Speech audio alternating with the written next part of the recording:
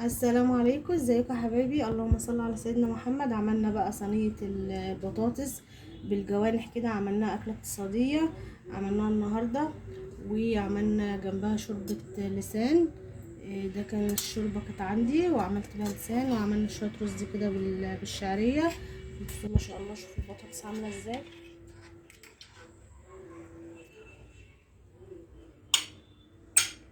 اهي. بصوا الجوانح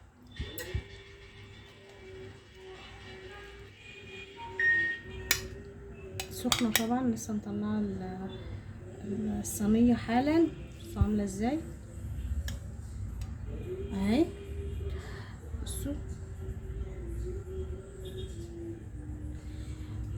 يلا بينا بقى مع بعض نشوف الطريقه. ويا ريت لو عجبك الفيديو ما تنسيش تشتركي معايا وتعملي شير او لايك، ويلا بينا نشوف الطريقه مع بعض. معايا هنا صينيه بطاطس كده انا قطعتها، ممكن تقطعها بقى التقطيع اللي انت حباها واللي تريحك اهي.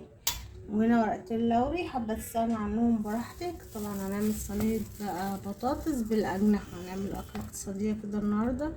كده الجوانح انا جبتها كويس وغسلتها وشلت الضفر اللي بيبقى ايه ماسك، ونضفتها كده معايا اهي.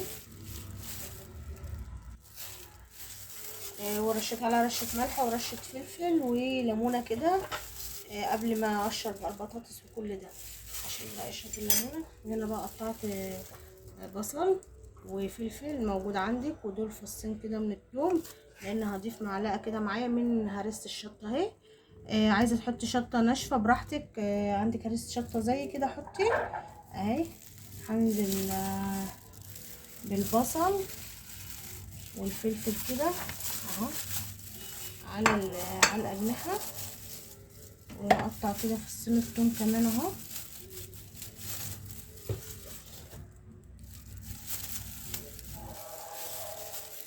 وهحط بقى ايه نص معلقه من هريسه الشطه، مش هكتر عشان ايه متبقاش حاميه قوي.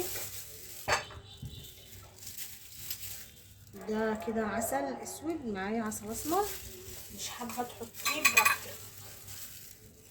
هاخد معلقه واحده عشان انا ما عنديش صويا صوص، ولا عندي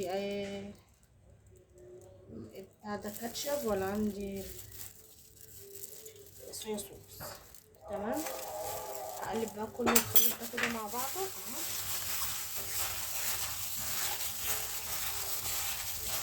مش حابه برضو معلقه العسل تحطيها براحتك، عندك معلقتين كاتشب ممكن تضيفيه. انزل بقى هنا بالبهار برضو.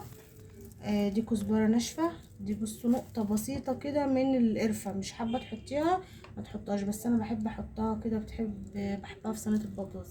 وفلفل اسود وبهارات فراخ ورشه صغيره من الكمون وملح وتوم باودر وبصل باودر. عندك واحده ماجي ماشي حطيها، عايزه تحطي توابل تانية براحتك برضه.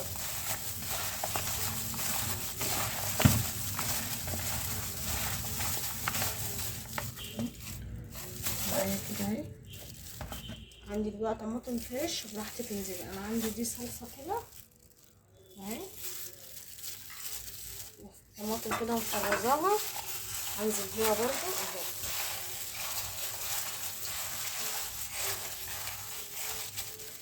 هنزل بقى بكل ده اهو على صينيه البطاطس، بصل كله اهو.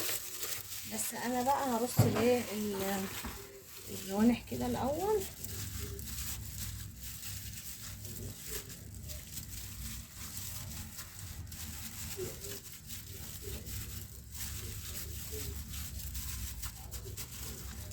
الصلصه لسه بقى هتفك معايا والبطاطس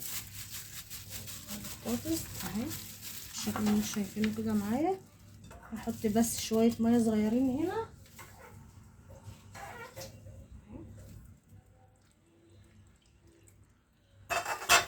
وهدخلها بقى ايه الفرن. هغطيها وادخلها الفرن بورق فويل كده، ورقه زبده ورقه فويل وهدخلها بس على ما ايه عشان ما اطولش عليكم الفيديو. لسه هحط الورق الزبده وورق الفويل.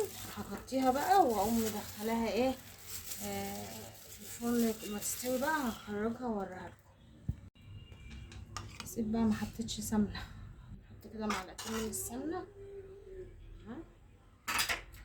ورشه زيت،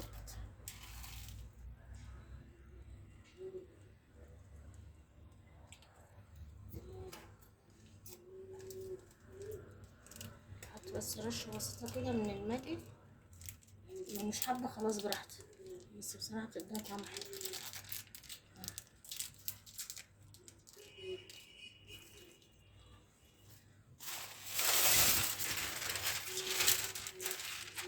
ادخلها بقى الفرن وارجع له.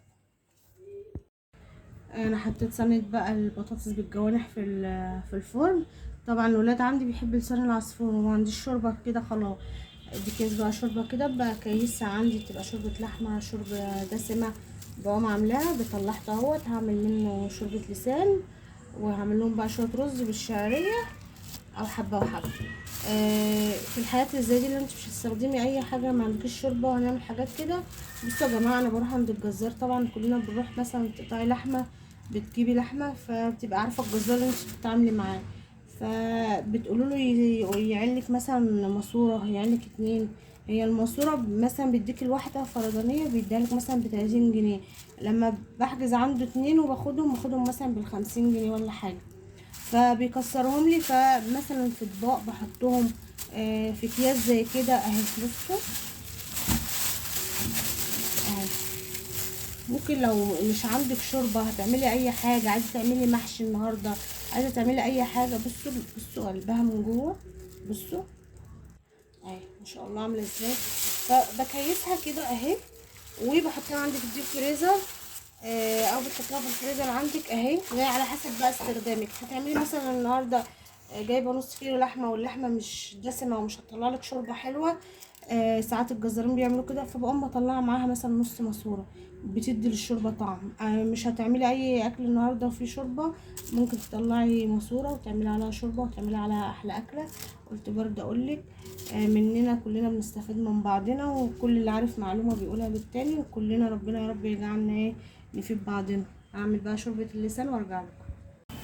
كده بقى بحمر اهو لسان العصفور، حطيت معلقه سمنه ومعلقه زيت، ونزلت لسان العصفور ورشه من الملح عشان ياخد لون واحد. كده بقى نزلت اللسان اتحمر اهو، ونزلت كده بقى بالشوربه وبدات تفك اهي، اغطي بقى كده عليها وهسيبها. احمر بقى الرز اهو. يبقى كده ايه، خلصنا بقى غدانا خلاص كده. هطلع بقى الصينيه من الفرن وارجع لكم.